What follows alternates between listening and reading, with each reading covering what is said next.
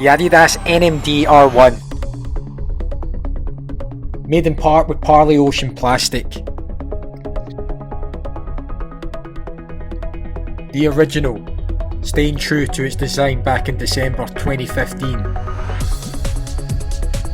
Quality materials. Added bonus of a shoehorn. Holes cut out on the sole of the shoe. This allows the boost to move more freely in order to get the best energy return.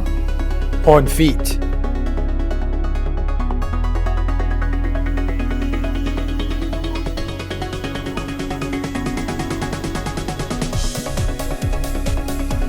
Are they true to size?